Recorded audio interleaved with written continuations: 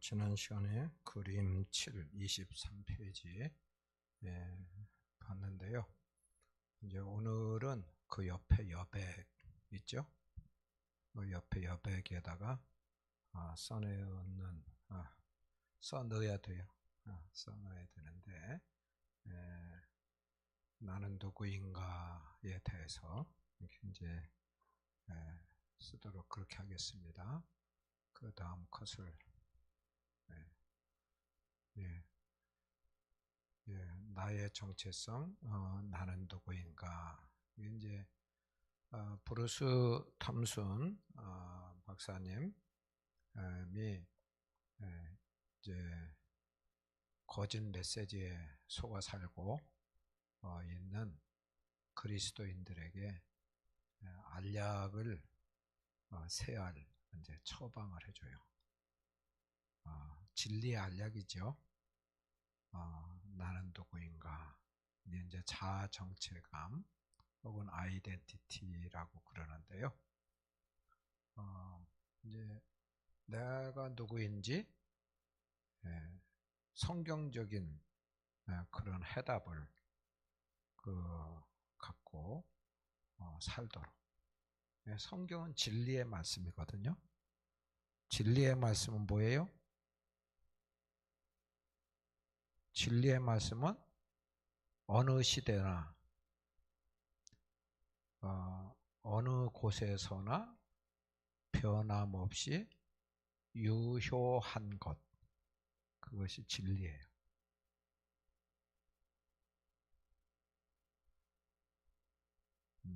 그러니까 미국에서는 맞는 말이지만 아프리카에서는 맞지 않아. 그건 진리가 아니에요.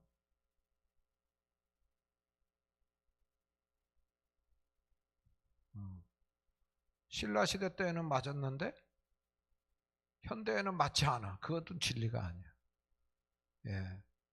시대를 막론하고 지역을 막론하고 언제나 유효한 것, 그것이 진리예요.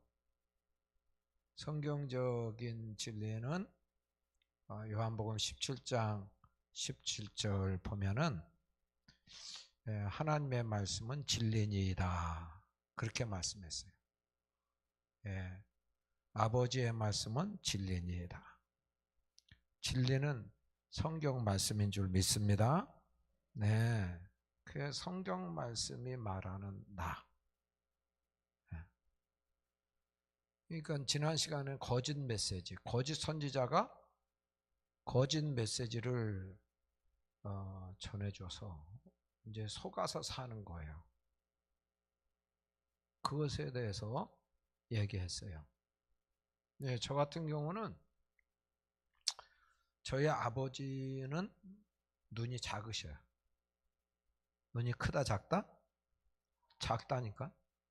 작은 눈, 요즘에 뭐 동양 사람들 굉장히 비하하잖아요. 눈이 저 사람이 눈이 떴는지 안 떴는지. 동양 사람 중에서도 그렇게 작은 눈을 가진 분이 우리 아버지이셔. 그리고 이제 우리 어머니는 왕방울 같아, 눈이. 우리 어머니는 눈이 크신 분이셔요. 근데 제가 이제 초등학교 3학년 때 1965년 정도 되는 것 같아.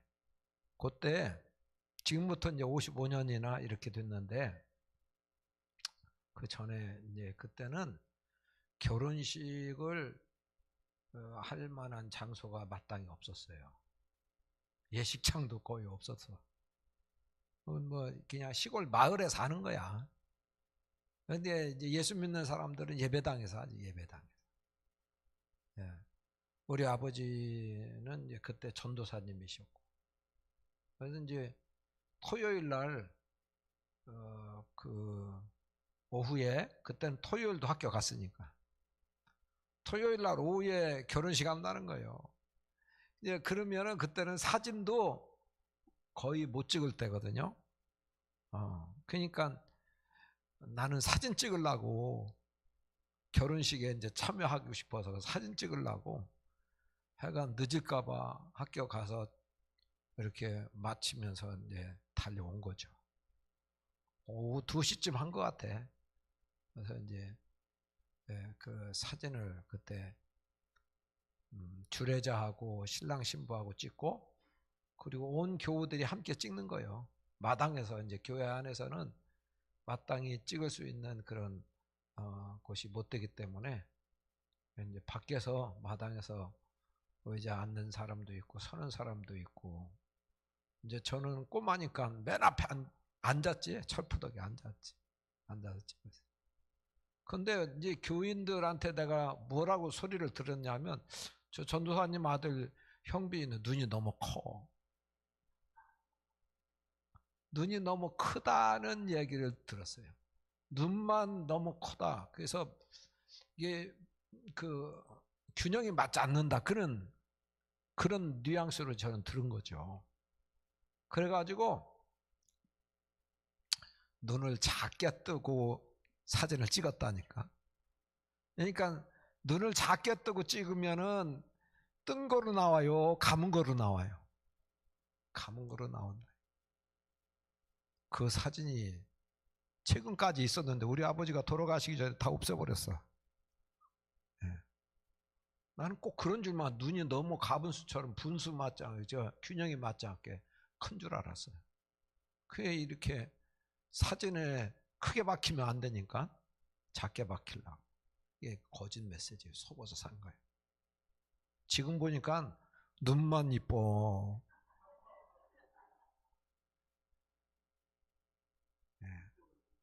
예.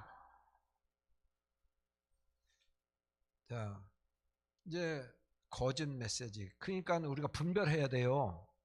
사람들이 얘기를 하고 권위자가 얘기를 했다 할지라도 그것이 진리가 아니면, 아, 이것은 거짓 메시지구나. 내가 받아들여서는 안 되는 거구나. 분별해야 돼. 아셨죠?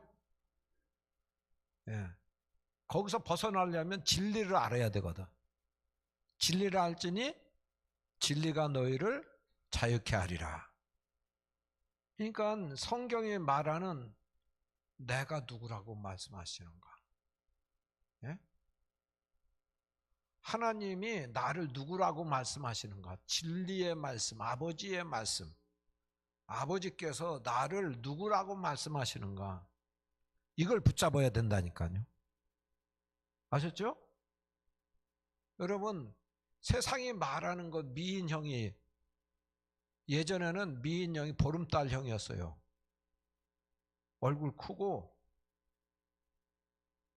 둥글둥글하고. 그런데 최근에 요즘은 어떤 형이야? 계란형이라니까. 얼굴이 작고 계란형으로. 나는 우리 딸이 말이죠, 한때 사춘기 때 진리의 말씀 모르고 있을 때, 아, 너 원망 많이 들었다니까. 왜 이렇게 얼굴을 크게 났냐고. 얼큰이라 막 얼큰이. 저희 오빠도 막 골려 얼큰이라고 막. 아, 엄마 아빠는 얼굴이 커가지고 그냥 우리가, 그냥 내가 이렇게. 예? 근데 요즘은 그런 얘기 쑥 들어갔어요. 진리의 말씀을 아니까. 예. 그러니까 그 얘기가 쑥 들어갔다. 여러분,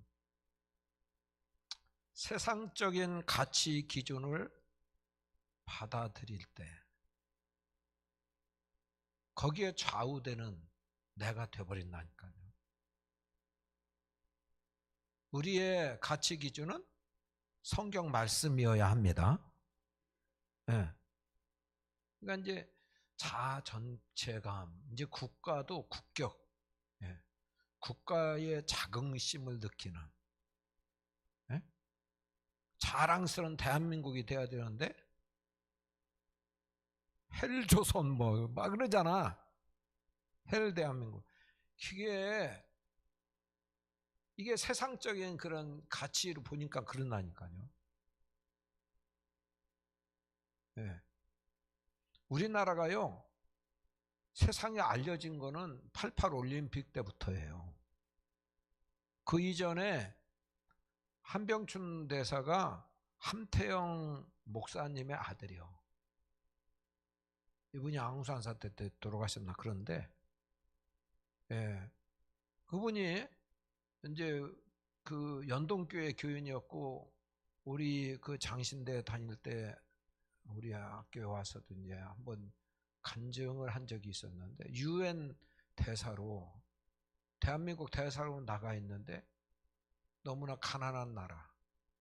너는 어느 나라 대사냐? 그러면 코리아라고 그러면 아무도 알아주는 사람이 없어. 모르니까. 예. 그래서 서러움이 많았다는 거예요. 뭐 발언 하나 하더라도 뭐 관심 없고. 근데 88 올림픽 이후로 우리나라가 뜬 거예요. 아이고, 코리아라는 나라가 있네. 예? 그래가지고 선교사님들이 그때부터요, 막 어깨에 힘이 들어가고 자랑스럽게 여겨진 거예요. 너 어디서 왔냐? 코리아. 아, 거기 올림픽 한 나라? 막 어깨가 으쓱으쓱한 거예요. 이게 국가의 그 정체성? 예. 우리나라는 이제 최근에는 굉장하게 이제 세계 주목의 대상이 됐잖아요. 여러 가지로. 뭐 강남 스타일도 있고, 예? 한류가 얼마나 많이 퍼졌고, 예? K-팝이니 뭐, 예? K-방역이니 뭐, 또 최근에는 이스라엘에게 뭐 뒤지는 그런 일도 있었는데, 어쨌든 우리나라 모르는 것은 간첩이요. 그거 아이고 어디 가서도 아이고 너 어디서 왔냐? 코리아 다 얘기하잖아요. 한국 사람 만나면 자랑스럽고. 예, 이게 이제 이게 자기 정체감이 그 확립된 그런 나라 국민들이 갖는 국가에 대한 마음이에요. 자긍심, 자랑과 긍지를 갖는. 네. 이제 우리나라의 이제 군인 중에서도요, 이 프라이드, 그 어떤 자긍심이 가장 많은 군이 있어요. 어떤 군이냐? 해병대. 내가 해병대 출신이라니까. 해병대 군목으로 마지막 해군 군종참모 1사단의 군종참모로 있다 제대했어요. 이래봐도. 김태진 집사님도 해병대요? 해병 권태진 집사님도? 공수부대? 해병대 아니네. 하여튼 예전에는요, 해병대는 신화 같은 귀신 잡는 해병이라고 그랬지만, 하여튼 열차 안에서도 다른 군이 잡히기만 하면 죽는 거야. 해병대 뭐 한 사람 못 이겨 먹어. 그러니까 휴가 장병들도 해병대 안 만나기를 아주 그냥 그런 정도였다니까. 그렇게 근성을 길러줘. 어디 나가서 얻어 터지고 왔다 그러면 너 몇 명이 때로 몰려가. 그래서 그쪽 아예 완전히 잡아놓고 말아. 그리고 뭐 영창 안 넣어. 그게 이제 내가 해병대에 있을 때의 그 근성이나 어떤 그들의 그 프라이드였어요.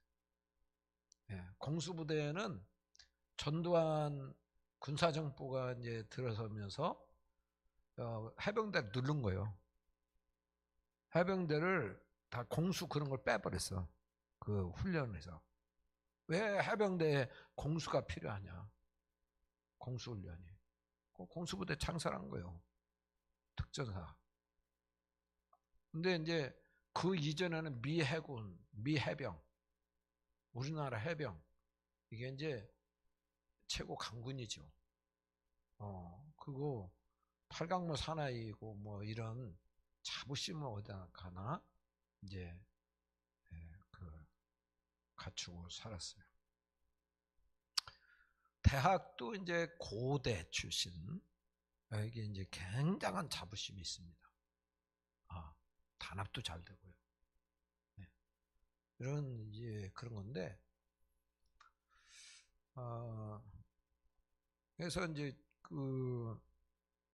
우리가 이런 그리스도인으로서 자부심을 갖고 살아야 돼요. 네? 세상에서 쫄 일이 하나도 없어요.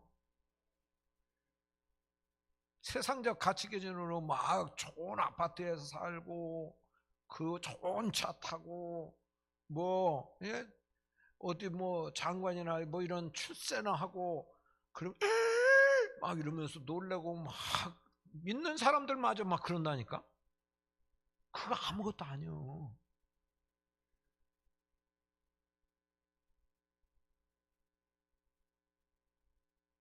성경의 가치 기준을 갖는 사람은 그거 아무것도 아니라니까. 아니 그러고 예수 안 믿는 사람 그 지옥 갈 건데?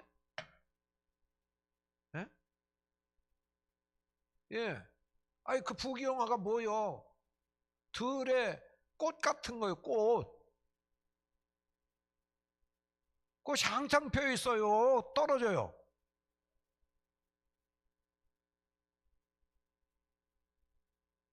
오래 펴 있어야 뭐 백일홍이요. 떨어진다니까. 예. 그런데 하나님의 말씀은 셋에 무궁토록 있습니다. 말씀이 귀하다고 그러면 귀한 거예요. 끝까지. 영원토록 귀한 거예요. 왜 세상적 기준으로 사람을 판단하고 세상을 그렇게 봐가지고 아니 나는 없으니까 예수 믿는데도 예? 그냥 쫄고 열등감을 느끼고 왜 그렇게 살아요?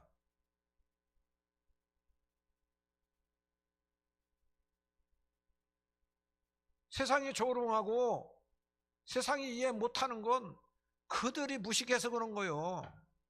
하나님은 몰라서 그런 거예요. 뭐 거기에 좌우되냐고.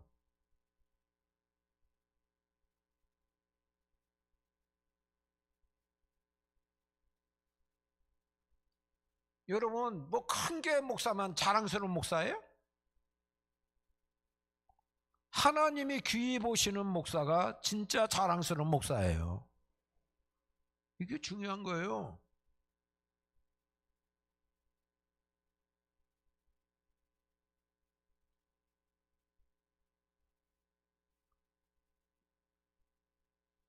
유기석 목사님 한번 그런 간증하더라고. 내가 들었는데 자기 친구가 유학 갔다 왔대. 그리고 한동안 사역지가 없다가 경상도 어디 시골에 교인 10명 모이는 그런 시골 교회를 부임해 갔대요.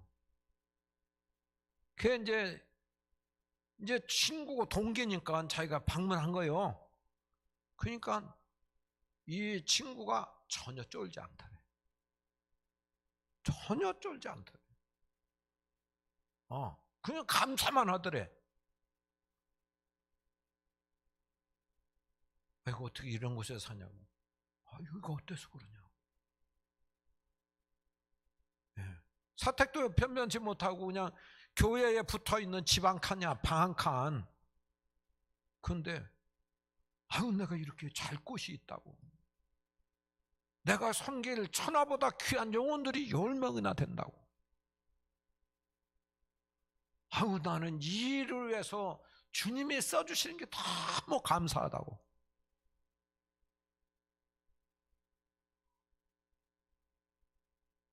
여러분 그 동기 동창이요. 해외 유학까지 갔다 왔어요. 세상적인 가치 기준으로 보면 이쪽은 몇만 명 모여. 그리고 10명밖에 없어 지금. 초라하기 그지없어.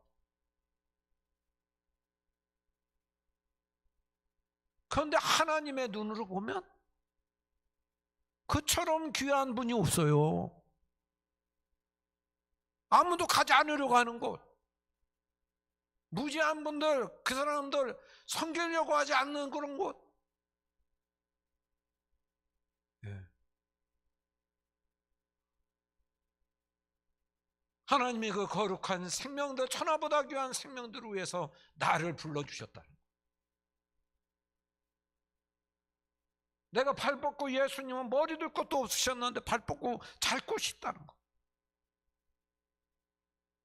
이 일에 주께서 나를 써주신다고 하는 것이 너무너무 그분은 감격스러워. 왜 큰 것 때문에 작은 사람이, 작은 교회 맡은 사람이 왜 그것이 열등감이야? 그것에 왜 눌려? 하나님이 나에게 붙여주신 그런 생명들을 내가 누구보다도 주님 다음으로 그분들을 사랑해. 가장 좋은 것으로 섬겨. 자기가 아는 한 숨겨놓지 않고 온 힘을 다해 섬겨. 그러면 뭐가 쫄 게 있어요? 하나님은 2달란트 받은 사람은 2달란트만큼만 책임을 물으세요. 왜 5달란트 받은 사람처럼 너 10달란트 못 남겼어? 그렇게 얘기하지 않으셔요.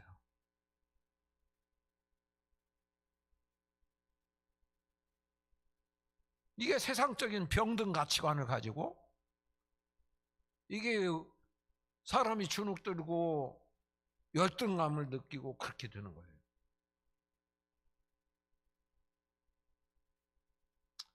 진리를 알지니 진리가 너희를 자유케 하리라.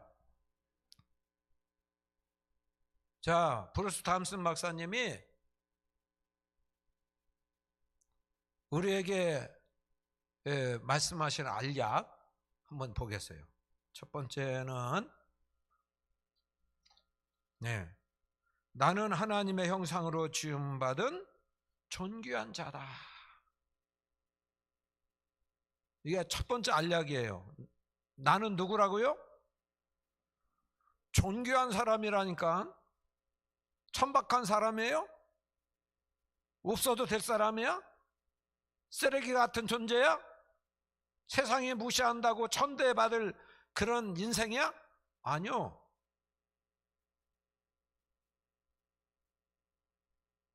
나는 존귀한 사람이에요. 왜 존귀해요? 하나님의 형상으로 하나님이 지어주셨어.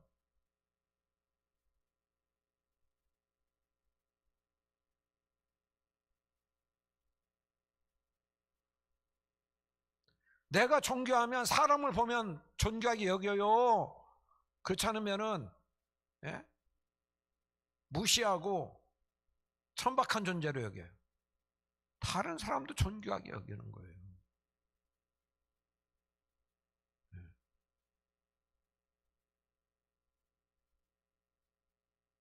하나님의 형상으로 지음받았다는 말은 뭐예요?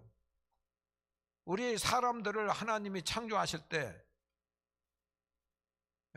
어떤 돌덩이처럼 이렇게 돌멩이처럼 만든 게 아니요. 어떤 강아지 새끼처럼 만든 게 아니요. 우리를 하나님급으로 만드셨습니다.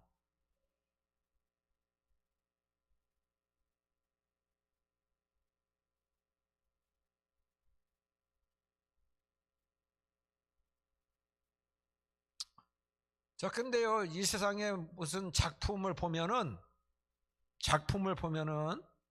그 작가가 누구냐에 따라서 작품의 가치가 달라져요.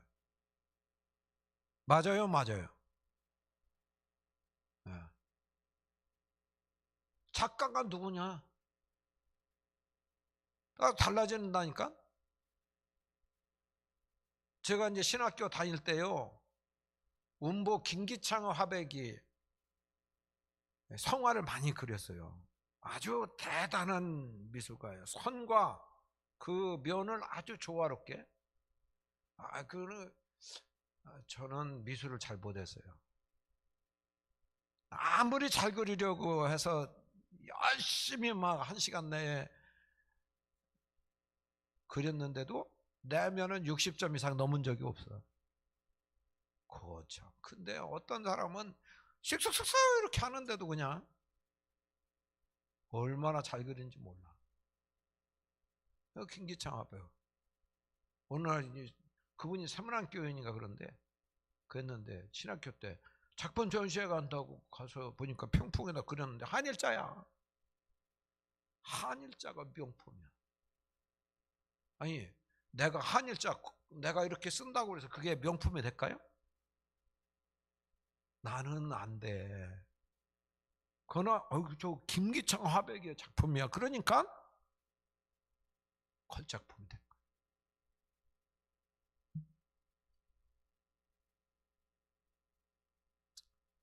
에베소서 2장 10절을 한번 보시면 거기에 보면 우리는 그가 만드신 바라 그랬어요. 우리는 그가 만드신 바라. 우리는 뭐라고요? 그가 누구요? 하나님이 만드신 바라. 근데 이것을 영어로 보면은 마스터피스라고 나와 있어요. 걸작품. 마스터가 마스터의 작품이다.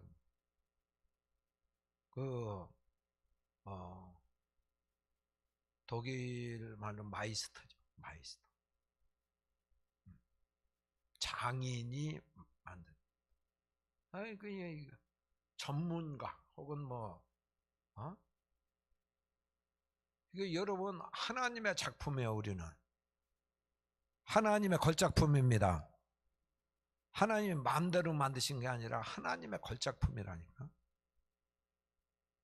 누구나 다 하나님의 걸작품이기 때문에 명품이요. 존귀한 자입니다. 있으나마나한 존재로 이 땅에 절대 보내지 않으셨습니다. 각 사람에 대한 보배로운 생각이 모래수보다 더 많게 설계하시고 계획하시고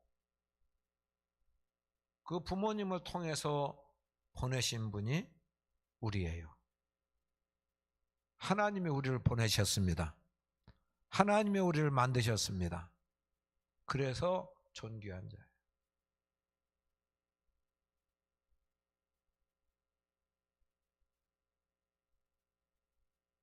나는 하나님의 형상으로 지음받은 뭐라고요? 존귀한 자다. 존귀한 자입니다. 여러분 자존감이 높은 사람하고 낮은 사람하고요. 네? 차이가 있어요. 자존감이 높은 사람은 누가 무시하는 말 한마디에 자빠지고 엎어지지 않아요. 상처 절대 안 받습니다. 자존감이 높은 사람. 그런데 자존감이 낮은 사람, 바닥을 치는 사람은 누가 조그만 말을만 해도 그냥 상처 걸려 넘어져.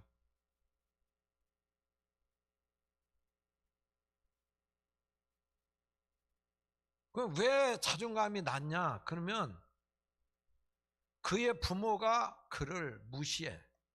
어렸을 때부터 무시해. 무시하는 말, 거짓 메시지 이런 거를 많이 해. 아이고 저거 나지 말았어야 될 거. 아이고 저거 어디 아무짝에도 못 쓸 거. 아이고 저거 바보 같은 거. 예? 그런 말 들어. 예전에는요 밥도 그냥 챙겨주지 않고 바닥에다 그냥 먹고 하게 하고 이렇게 정교한 대접을 받은 적이 없어. 말 한마디도 밥 먹는 것도.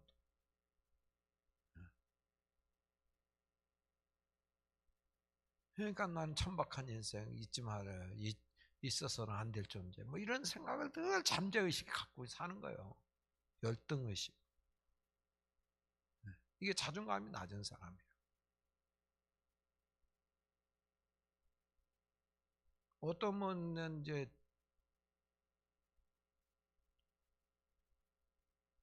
제가 목회 중에 만난 분 중에서 어떤 분은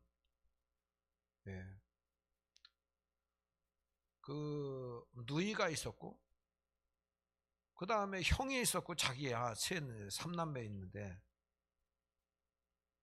자기 이제 이분을 부모가 예전에는 장난만 가르쳤어요.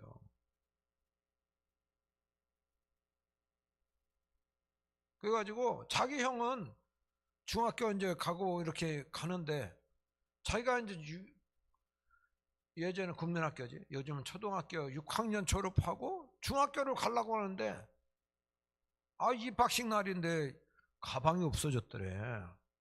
넌 가지 말고 농사나 지라고.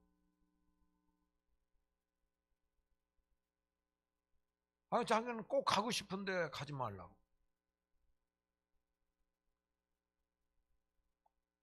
그래서 이제 못 배운 거예요.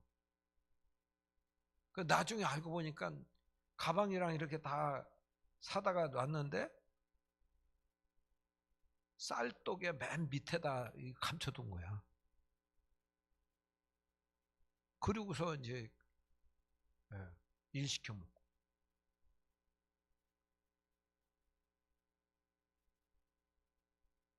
그러니까 못 배운 열등감. 아버지로부터 무시받은. 예. 그래서 이제 학력에 대한 컴플렉스도 많고요. 이게 목사가 배운 사람을 인텔인데 청년대학부 부장 인테리어로 맡겨야 되겠다. 그 얘기를 했다고 자기 앞에서 그 얘기를 했다고 막. 나한테 3달 동안 전화도 안 해. 그렇게 매일 전화하더니 자기는 무식해서 여초동 부장 만들어. 대학 나온 아무개는 청년대학부 맡긴다고. 이 상처를 받은 거예요. 저는 그것 때문에 그렇게 맡긴 게 아니고 아이들을 사랑하고 이 부분에 좋다. 그렇게 해서 그 부분에 잘할 수 있겠다 맡긴 건데. 그리고 이제 학력이라는 것은 그냥 참고인데 청년부에 맡겠다. 그렇게 생각해서 그렇게 했는데 혼났다니까.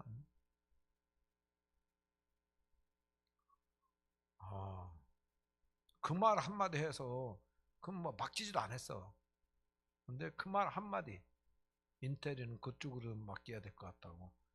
그렇게 그냥 뭐 전혀 영향 안 받을 거라고 생각하고 그런 거는 생각도 안 했지. 그러고서 말 한마디 했는데 그것 때문에 삐진 줄은 내가 어떻게 알았냐고.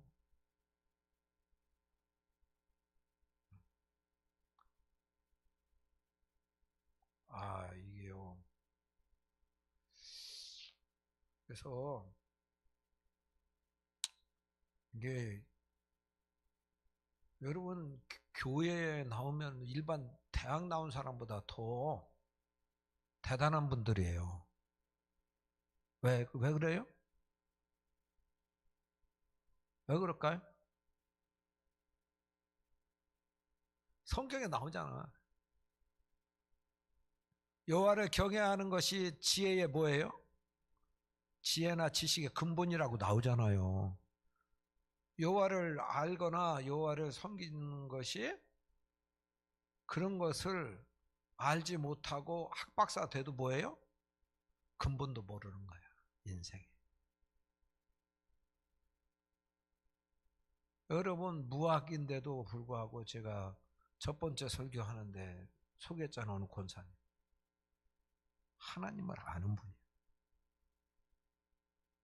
하나님을 아는 분이야. 글자도 잘 모르는 분이야. 하나님을 아는 분이니까 하나님과 대화하고 기도가 그분은 기도가 즐거워. 기도 시간을 주님 앞에 나와서 기도하는 시간을 새벽 기도는 말할 것도 없고 저녁에도 기도하러 평생을 기도하는 시간을 가졌거든요. 하나님 그분의 권능과 능력을 알기 때문에. 네. 징방받으면 대접할 것이 없는 남편이 사업이 실패해서 대접할 거 있게 해달라고. 다음 신방 때는 대접할 거 있게 해달라고 제발 좀. 그러니까 하나님이 그 주의 종을 신방할 때 그냥 냉수 한 그릇 떠놓고 이렇게 대접할 게 없어가지고. 그래서 소원이 그렇게 했는데, 그런 기도를 했는데, 아니 남편이 다시 사업을 시작해서 일으키잖아요. 주님이 일으키잖아요. 그 다음번에는 대접할 게 있었다. 지금은 뭐 5,000명, 10,000명 모이는 그 교회에서 11조 이거라면 최고잖아요. 남편을 그 장로로 이렇게 만들어 놓고. 하나님 아니까. 하나님 모든 길을 갖고 계시는 거 아니까. 하나님과 대화하고 요청할 거 요청드리고 이렇게 한 거예요.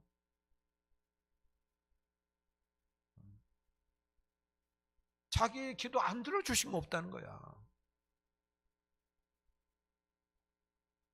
아들도 아버지보다 한 단계 더 높여졌잖아요. 한술 더 뜯는 그런 믿음이 있다니까.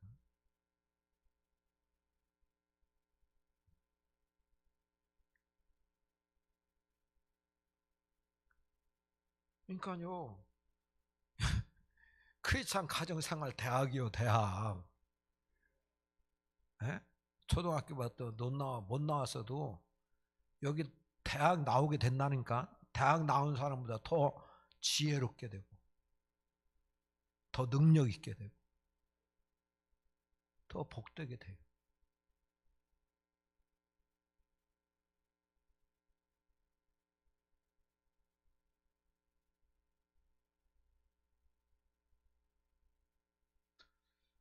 여러분, 자존감, 세상의 그런 가치 기준이나 이런 것 때문에 내가 열등의심 느끼고 그 거짓 메시지 때문에 내가 자존감이 팍 낮아져 가지고 계속 상처받지 말고요.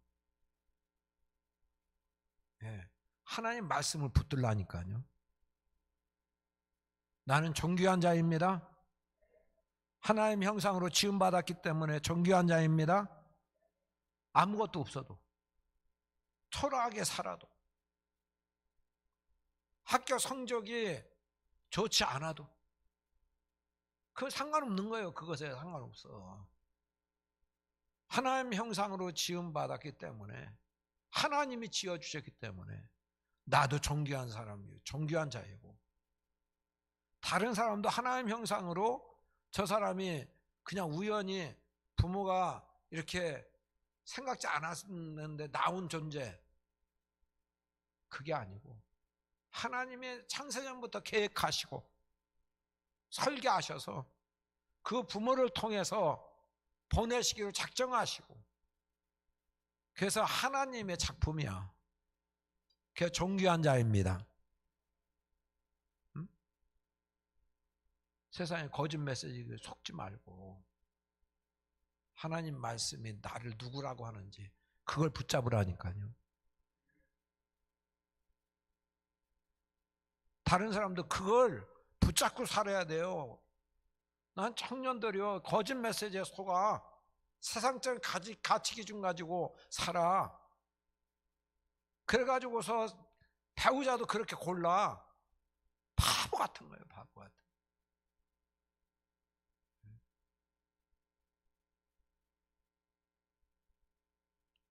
그리스도인만큼은 그게 아니잖아요. 왜 그거에 좌우되냐고요. 예수님 제대로 만난 사람, 예수님이 그 인생의 주인 된 사람, 예수님은 만유보다 크신 분이십니다. 그를 키우시기로 한다면 세상 어떤 사람보다 탁월하고 뛰어나게 신적인 권위를 갖고 살게끔 만드실 수 있는 충분하신 능력이 있으신 분이십니다. 그분을 주인으로 만나지 못하고 내 힘으로 살려고 하니까 하나님의 미련한 것이 사람의 지혜로운 것보다 더 지혜롭습니다. 네? 인간은 한계를 뛰어넘지를 못해. 예수님으로 살면 세상의 환경을 초월해서 살 수 있어요.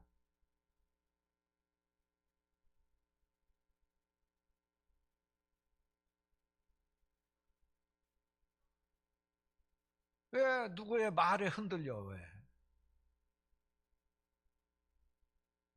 권위자가 어떤 말 하더라도 권위자 진리의 말씀에 어긋나는 말씀이야.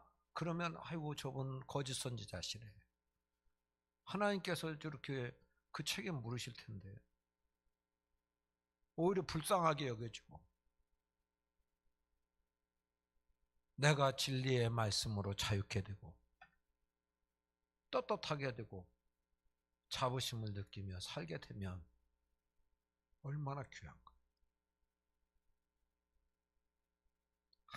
하도 열등감, 자존감 낮은 사람이 하도 많아서 이 브루스 탐슨 박사님은 알약을 준 거라니까. 두 번째 알약은 뭐예요? 두 번째 알약.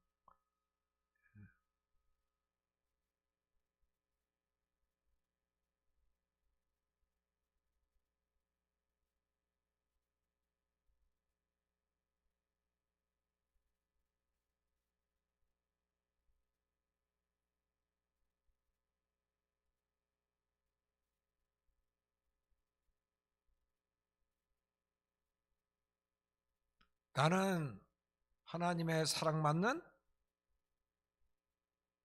아들이다, 딸이다.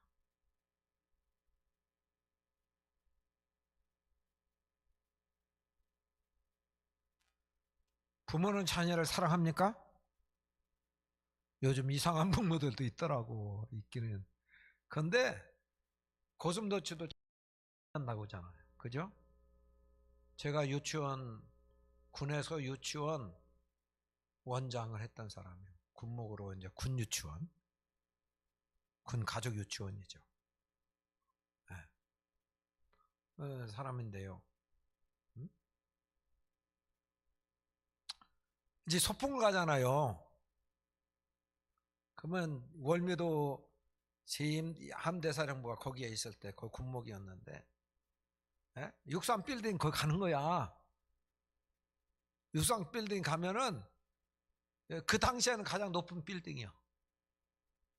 그리고 거기 수족관이 다 다네.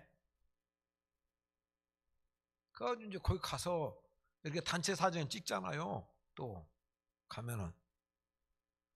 그럼 이제 부모들하고 같이 간다니까.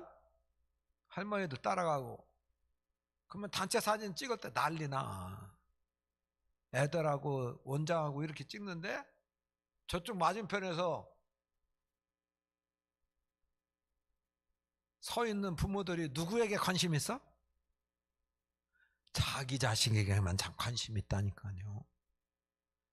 야, 웃어! 눈 좀 크게 떠! 조금 이쪽으로! 난리 법석이요.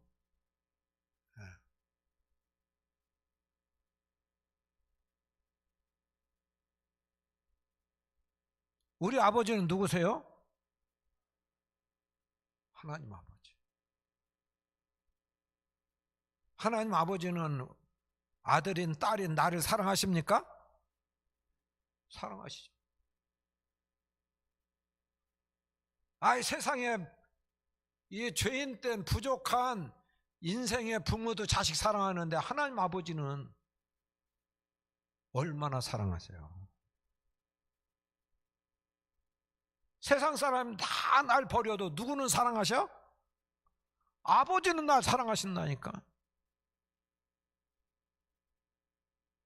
여러분, 사랑 충분히 받으면 받고 자라면 원만한 인격이 돼요. 자신감이 높게 돼. 그런데 우리가 몰랐을 때, 우리가 무시당할 때도 하나님 아버지는 사랑하셨을까요? 아멘이시죠?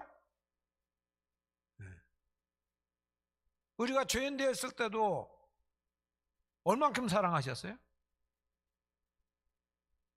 예수님을 주시기까지 사랑하셨어요.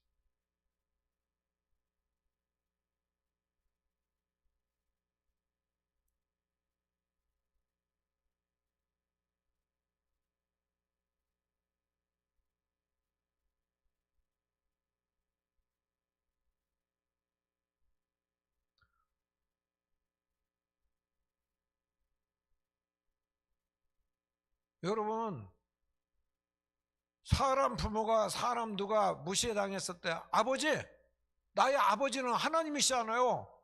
하나님 그때 나를 어떻게 보셨어요? 그때는 어디 계셨어요? 사람이 무시할 때. 여쭤보면 하나님 말씀하세요. 내가 너 그때 네 부모가 너 없애려고 내가 못 없애게 했다.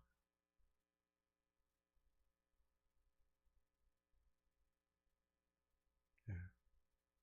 아버지는 사랑하셨어요. 물어보세요. 하나님께 여쭤보세요. 그때 어떻게 하셨냐고. 나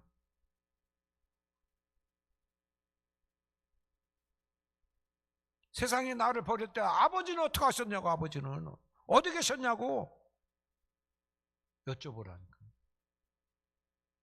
그분은 나의 과거를 알고 계시고 그때 사랑하셨고 지금도 변함없이 사랑하시는 아버지 되십니다. 우리의 진짜 아버지.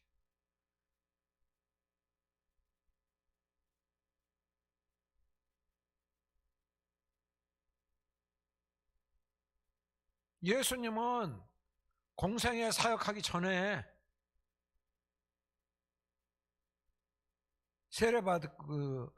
받고 올라오실 때에 요단강에서 올라오실 때 하늘이 열리고 하늘에 소리가 났어요. 이는 내 사랑하는 아들이라. 넌 내 사랑하는 아들, 내가 사랑하는 아들이야. 예수님은 원래도 자의식에 하나님 사랑받는 아드님으로 알고 계셨지만 하늘에서 다시 확인이 있었어요.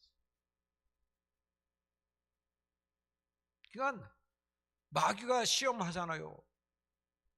첫 번째 시험이 뭐냐? 마귀가 뭘 시험했어요? 첫 번째 시험 뭐예요? 예? 돌로 떡이 되게 하라는 거요. 그렇지 않으면 하나님 아들이 맞냐? 그러는 거예요.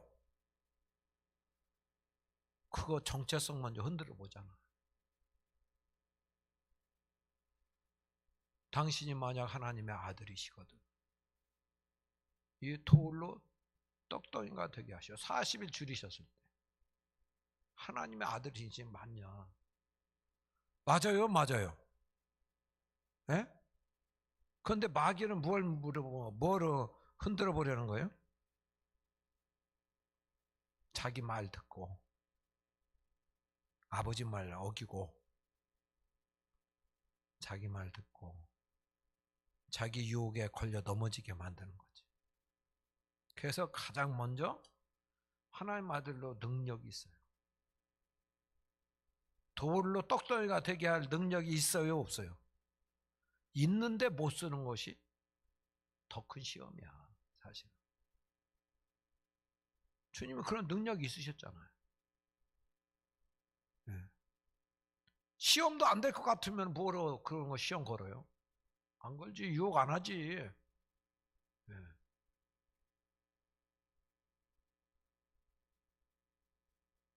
시험이 시험 될 것 같으니까, 걸려 넘어질 것 같으니까. 네. 그러니까 그런 제안을 한 거죠. 여러분은 오늘날도 우리에게도 동일하게 그런 시험이 있어요. 아니, 하나님이 존귀하게 지으셨다며, 하나님의 아들이라면 딸이라면 왜 그 따위로 살아? 왜 그 병 들려? 예? 너 병 좀 낫게 해보지. 하나님 아들이니까. 예수님 모시고 사니까 좀 부자 좀 돼보지.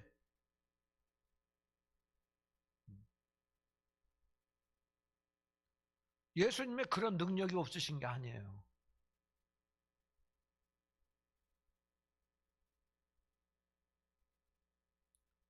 마귀는 하나님을 시험하는 거예요.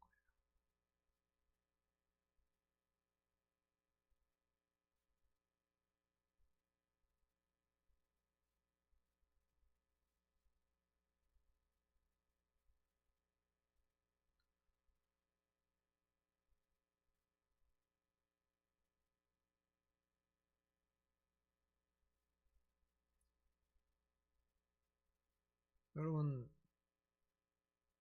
이제 제가 그 초등학교 입학할 때는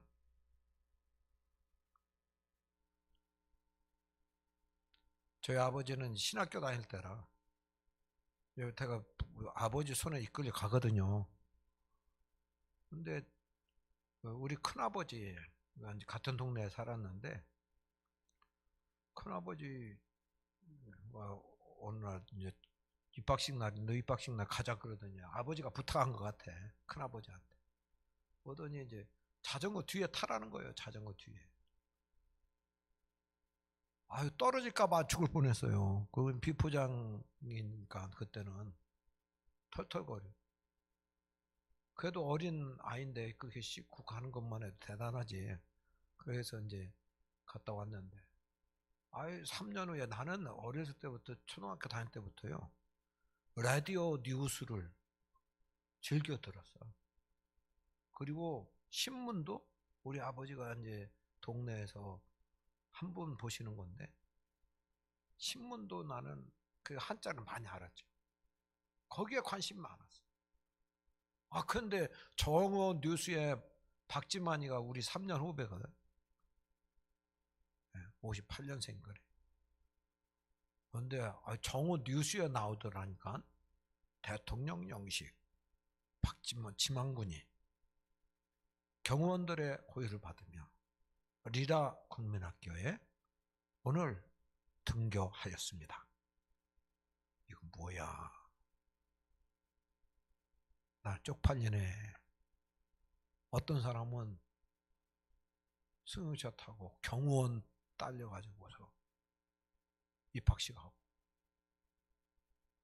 그건 정유 뉴스에 나와서 예전에는요, 그때는 대통령 자제 그렇게 보도하면은 그게 뭐 황제 입학이든 뭐든 그런 거 아무 소리도 없었던 때요. 그때는 뉴스감이 될 만한 때요. 그거 얼마나 부러워요. 야, 난 대통령 아들도 못 돼가지고. 예? 예전에 돈 많은 정주영 씨, 이병철 씨 막 아들 정도 되면 아니 내가 이렇게 안 살 텐데 이게. 아유, 그래가지고 왜 우리 아버지는 이렇게 가난하고 불만이 많았죠. 아, 시골에서 사니까 서울에서 보이스카우트 이제 방학 때 대천 근방에 우리가 다니던 초등학교 이렇게 여름 방학 때 가보면 보이스카우트 애들이 와 있어. 얼굴이 피부가 희연하고 서울말 쓰고 우리는 뭐 피부도 시커멓고 머리도 박박 깎고 다니고 거기는 스포츠 머리. 예?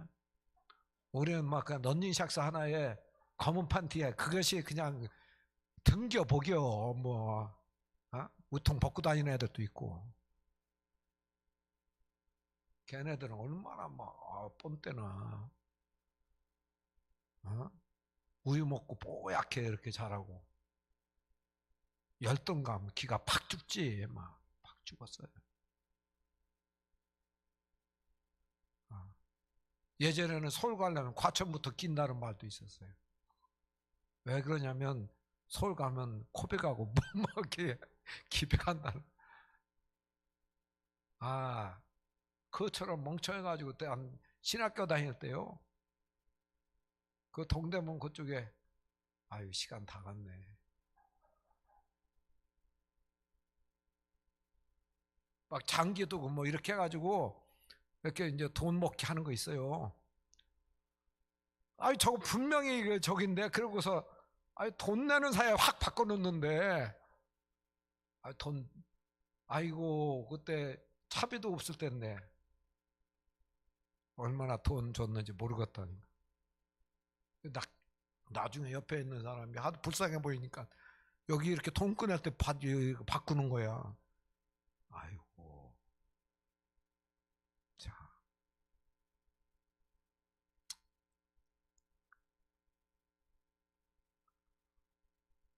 우리 아버지가 나중에 발견해 보니까 우리 아버지가 하나님이시더라니까. 우리 아버지보다 부자 나으라 그래. 막 기도원에서 내가요 춤을 추면서 막 소리 질렀어. 어? 여러분, 하나님 아버지보다 부자 있어?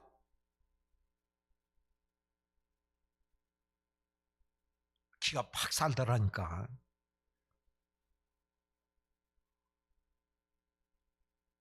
내 아버지만 하나님이신가요?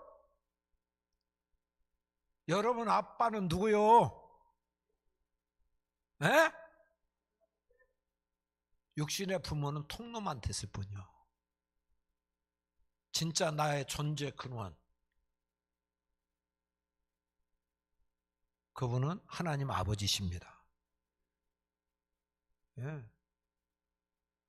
야, 그러니까 뭐 내가 그 아버지 학교라는 그런 학교가 있어요. 그런데 어느 분은 자기 명함에 하나님의 아들이야. 자기의 신분의 가장 중요한 요소가 하나님의 아들, 명함을 그렇게 새겨놓고 그것을 소개하는 거예요. 하나님 아들. 이야, 프라이드 대단하대. 아이, 뭐, 어디 부장, 뭐 사장, 이거 아무것도 아니에요, 이거.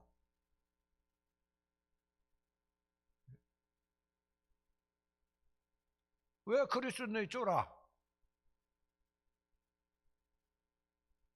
왜 하나님의 자녀들이 그렇게 세상이 무시한다고 그렇게 억울해하고 살아?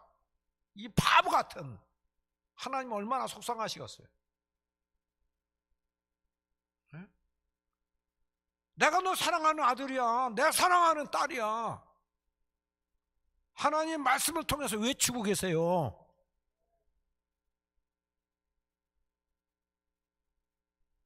세례 받은 사람들은 다 주님이 너는 내 사랑하는 아들이고 내 기뻐하는 자라고 다 얘기하세요. 그 말씀은 거기다 왜 기록해 놨어요? 하나님 자녀들 좀 들으라고. 귀가 열려 있으면 듣는 거예요.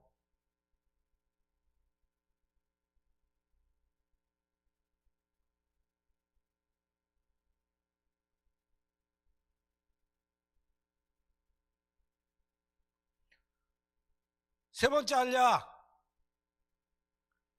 세 번째 알약.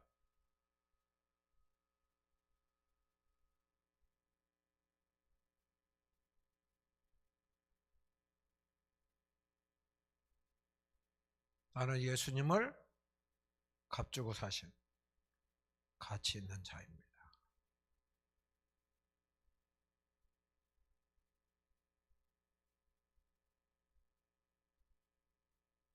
시분의 세 번째 알약은 다음 시간에 설명하겠습니다.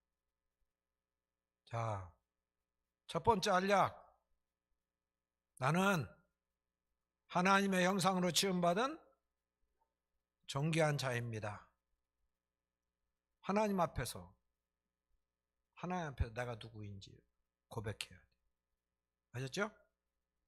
하나님 앞에서 저는 하나님의 형상으로 지음받은 존귀한 자입니다. 두 번째 알약, 저는 하나님의 사랑받는 아들입니다. 딸입니다. 세 번째 알약, 나는 예수님을 값주고 사신 가치 있는 자입니다. 우리는 가치 있는 자입니다. 사랑받는 자입니다. 존귀한 자입니다.